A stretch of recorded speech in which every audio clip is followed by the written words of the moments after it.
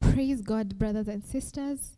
Thank you so much for taking time to join me this wonderful time from wherever you are watching. God bless you and give you just an opportunity to listen to our devotion today. My lovely name is Judy Kimeu, and I am glad to be bringing us the Word of God in the few minutes that we have. Just before we go on, I'd like us to pray, and then we'll go straight into the Word. Let us believe and pray.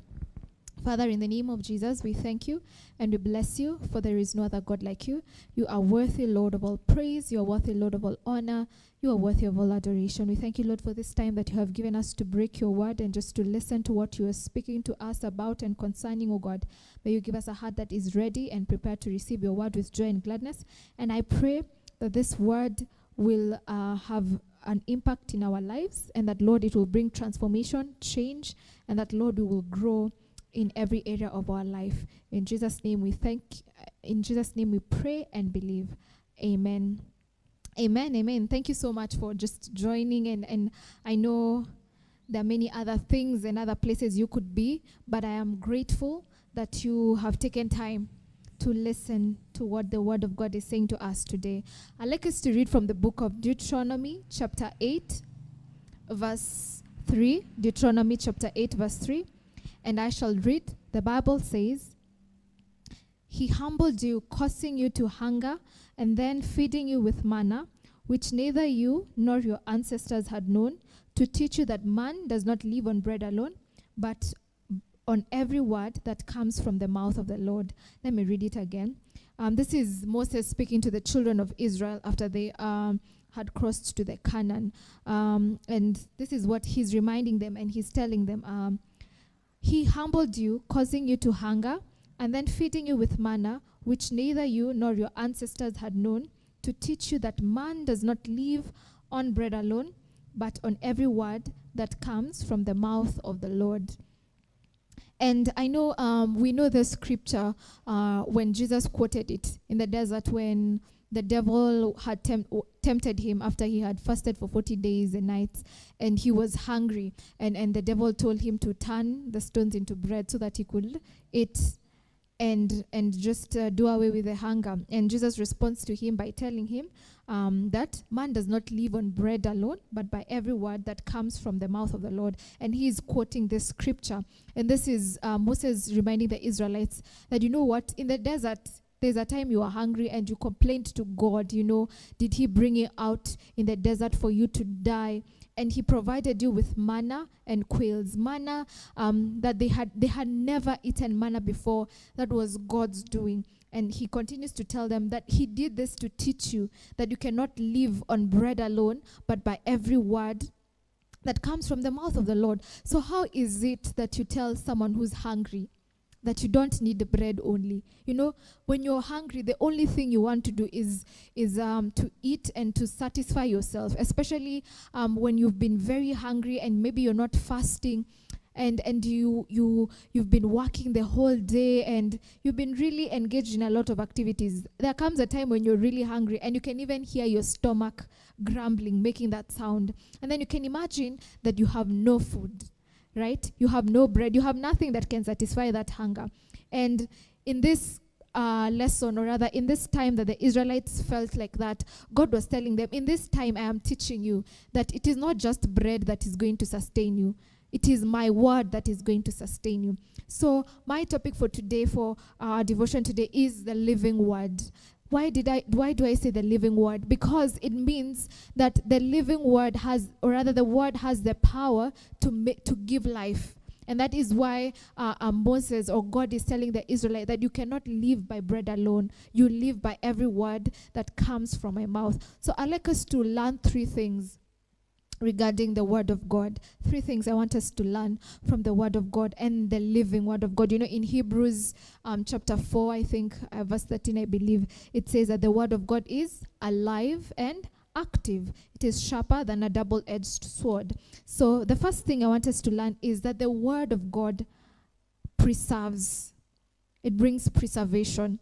I'd like us to read from Matthew chapter 7, verse 24. Matthew chapter 7, verse 24.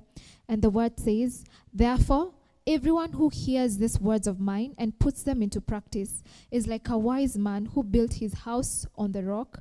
The rain came down, the streams rose, and the winds blew and beat against that house. Yet it did not fall, because it had its foundation on the rock. But everyone who hears these words of mine and does not put them into practice is like a foolish man who built his house on sand. The rain came down, the streams rose, and the winds blew and beat against that house, and it fell with a great crash.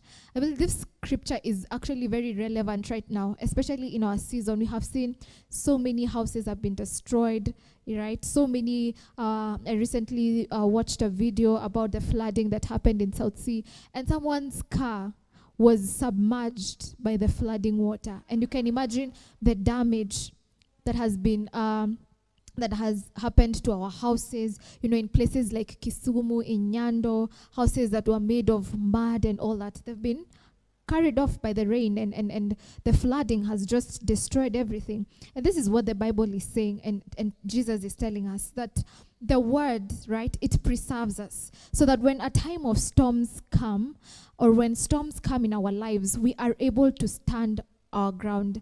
I don't know if you've ever seen a house built on sand. I believe at least we have that knowledge, or our builders, they have that knowledge that you don't build a house on sand, because it is going to be destroyed when it starts raining. And I remember one particular time I was traveling with my dad to our up country, and there's a river that you have to cross, and this river, the riverbed is sand, and it hadn't rained. So what happens is when you pass there and you just your car stalls, you sink in the sand. Like you're unable to move your car, because the sand causes the car to be unable to move.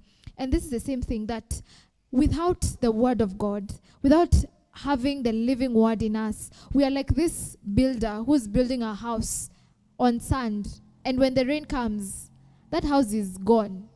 There's nothing there. And that's why Deuteronomy is telling us, you cannot live by bread alone. If you live by bread alone, you are not going to be preserved. You're not going to persevere the storms of life.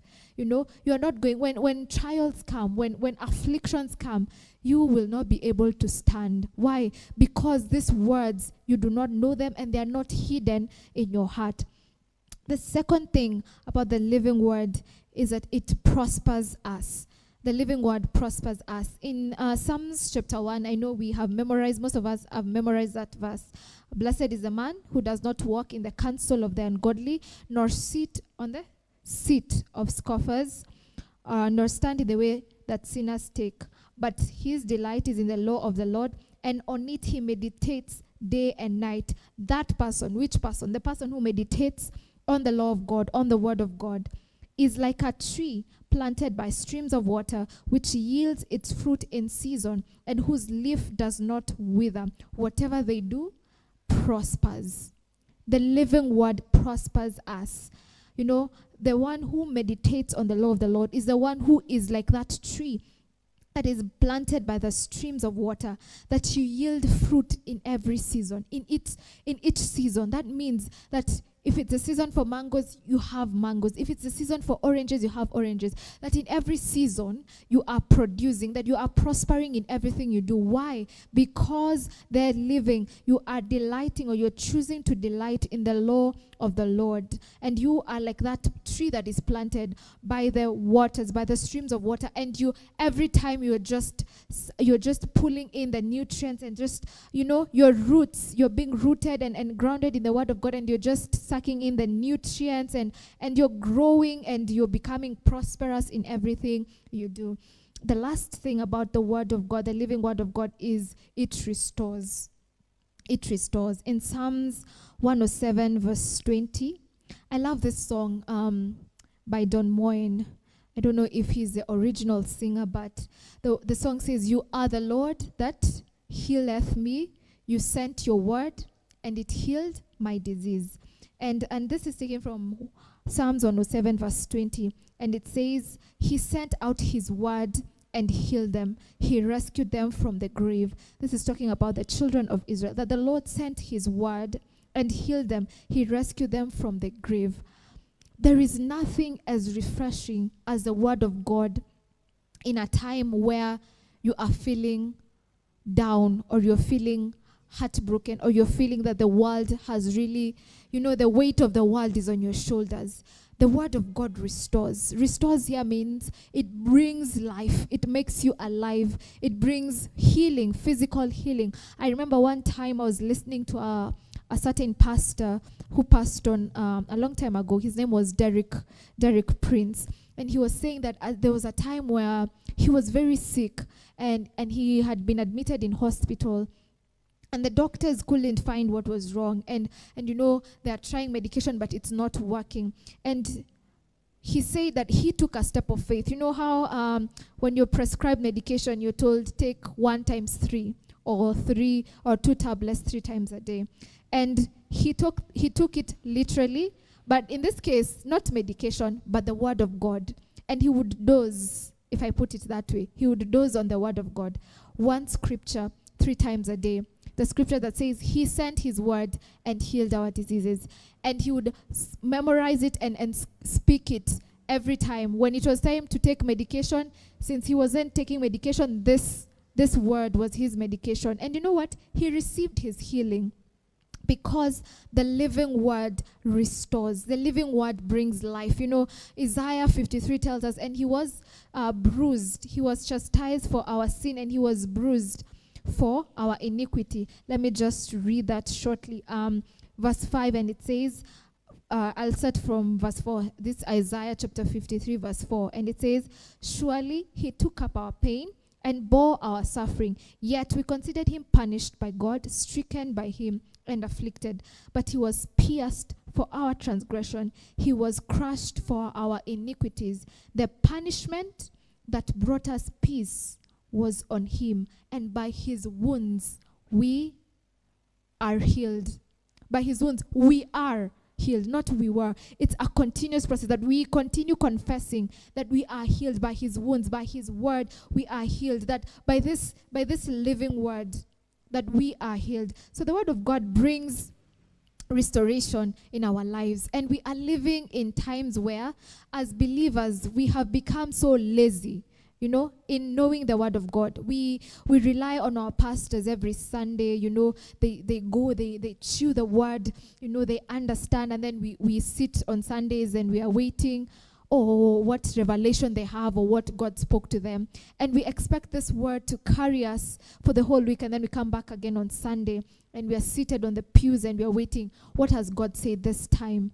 But you cannot survive by that only, because the word of God is a living, right? If you want to be restored, if you want to prosper, and if you want to be preserved, especially in these end times, you need to learn, you need to study, and you need to read the word of God. Hide it in your heart and meditate upon it day and night. So my encouragement to you is, there is power in the word, the living word of God. It is alive and active. Therefore, make it your desire, make it your purpose, make it your passion to meditate and to study this word. And I'm telling you that your life will never be the same again. So I'd like you to just go before the Lord and tell him, Lord, may you give me a hunger and a thirst for your word, that, Lord, I may desire to know and to study your word, that I may desire to hear from you, that I may desire this word more than anything, because I will not live by bread alone. I shall live by every word that comes from your mouth,